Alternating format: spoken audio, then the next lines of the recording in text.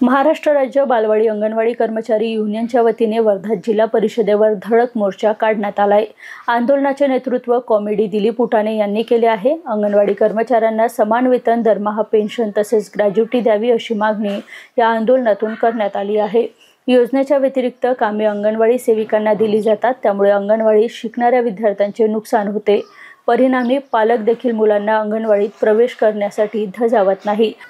त्यामुळे मुलांना शिकवायचे की इतर अतिरिक्त कामे करायची असा प्रश्न या मोर्चातून प्रशासनाला विचारण्यात आला आहे। मोठ्या संख्येने वर्धा जिल्ह्यातील अंगणवाडी सेविका कर्मचारी या मोर्चात सहभागी झाले आहे। वर्ध्याच्या रेल्वे स्थानक परिसरातून हा मोर्चा निघालाय। बजाज चौक, इतवारा, झाशीराणी चौक, डॉक्टर बाबासाहेब आंबेडकर चौक मार्गे हा मोर्चा जिल्हा परिषद येथे पोहोचला। या ठिकाणी धरणे आंदोलन करण्यात आले। विविध मागण्यांचे निवेदन जिल्हा परिषद प्रशासनाला देण्यात आले आहे।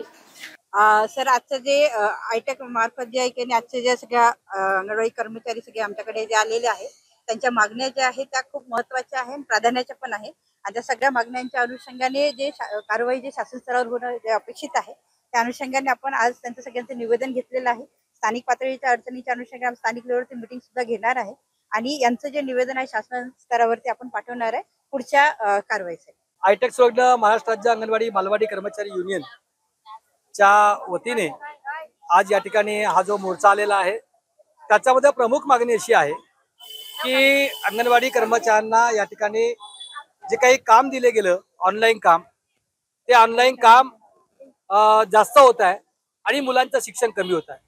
म्हणून आम्हाला मुलाला अंगणवाडी शिकवू द्या आणि ऑनलाईन काम बंद करा। म्हणजे ऑनलाईन काम म्हणजे काय आहे, FRS आहे, चेहरा ओळख प्रणाली जी आहे, ती चेहरा ओळख प्रणाली ही जी आहे ती चेहरा ओळख प्रणाली ही एकदाच केली तर ते सोपं जाते, पण दर महिन्याला त्याला चेहरा ओळख प्रणाली करावं अशी अपेक्षा या ठिकाणी केली गेलेली आहे।